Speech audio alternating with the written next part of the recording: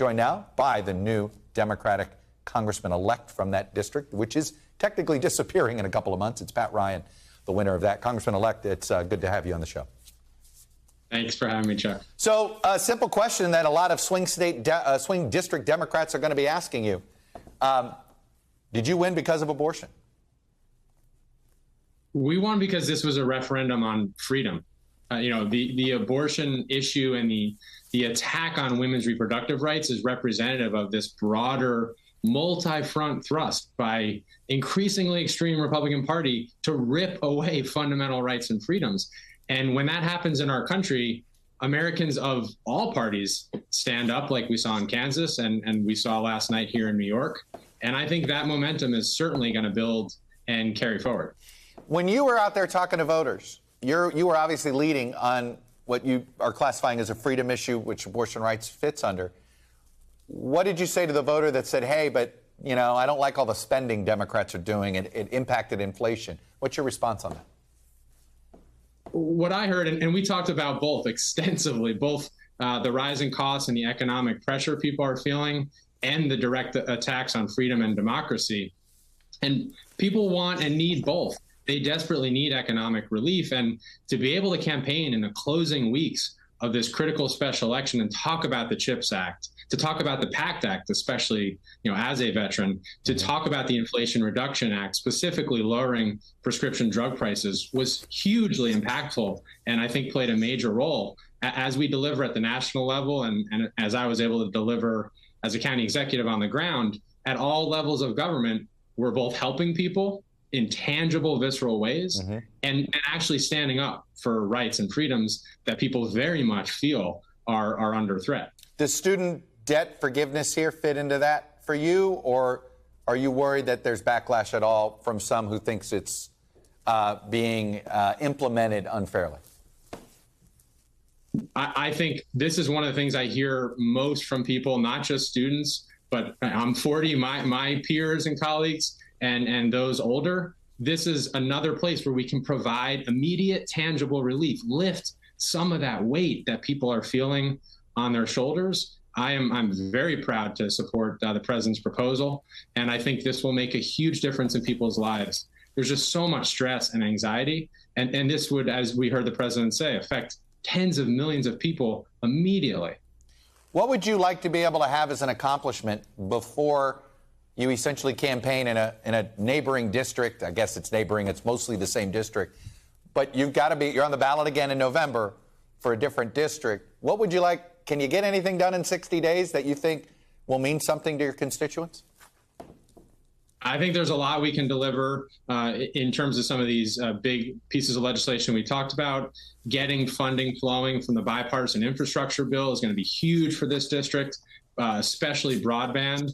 And one of the most important fights in this district, our VA Medical Center at Castle Point, in the heart of this district, is under threat under the recent Air Commission recommendations. I have been hammering on this from day one, and we have to not only stop that potential closure, but actually get more funding and resources, especially with the PACT Act being passed, so that fellow post 9/11 veterans like myself can actually get access to those care and resources in our very rural congressional district. Right now, a lot of people have to drive over 2 hours just to get to the facilities we have.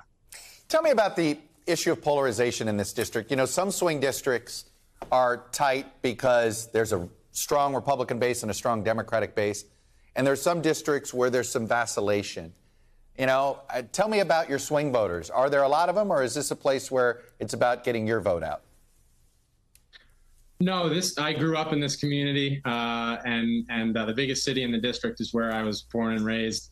And there's a lot of people here who are pragmatic, who just want to see results, who are really sick of the division. And I think what people really want to see is some leadership. Someone just willing to say, here's what I believe. I'm not going to pull my punches, not going to poll test, and I'm not going to triangulate it. We're at a moment of real test for our country, and to just stand with some conviction. I think that's how you win people over. They may not agree with you on everything, but they can agree that you have real conviction. And that's a lot of what we did in this campaign. I'm really proud that we did that. You've been campaigning a while. I'm curious, did you feel the ground shift You know, there was a lot of hand-wringing about, for instance, President Biden by many Democrats just 60 days ago. And then suddenly you're touting all the different bills he's been able to sign in the last 30 days. Did you feel that ground shift? Is it all Dobbs, or you know, is there something to be gleaned from this?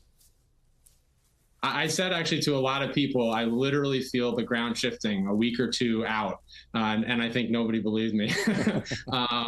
But it really was a combination of guardrails of democracy hit in two seismic Supreme Court decisions, 24 hours apart, on guns and ripping away Roe, and then the January 6 hearings, and then we see economic indicators finally encouraging. I mean, gas here is well below $4 now. Yeah.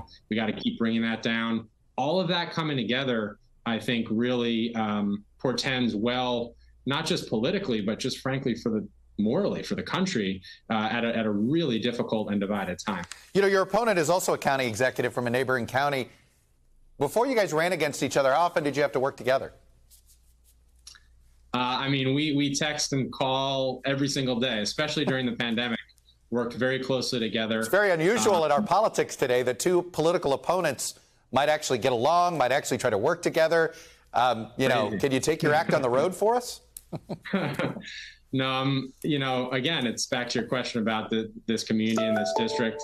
It's just about who's going to deliver, and certainly, I kind of think we're at a moment right now in the country where it's about who are patriots, who are going to step up and say it's an existential moment for our country. You know, I'm a big fan of yours, Chuck, and watching that polling that you put up on Sunday about threats to democracy being the #1 concern. I have felt that on the ground here, building and building and building. It's it was a finding that surprised a lot of us that the fact that it shot up to #1.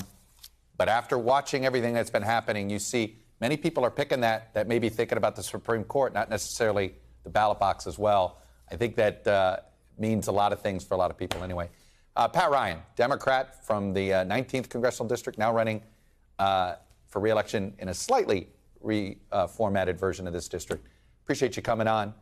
Stay safe on the trail. Thank you so much. Thanks for watching our YouTube channel. Follow today's top stories and breaking news by downloading the NBC News app.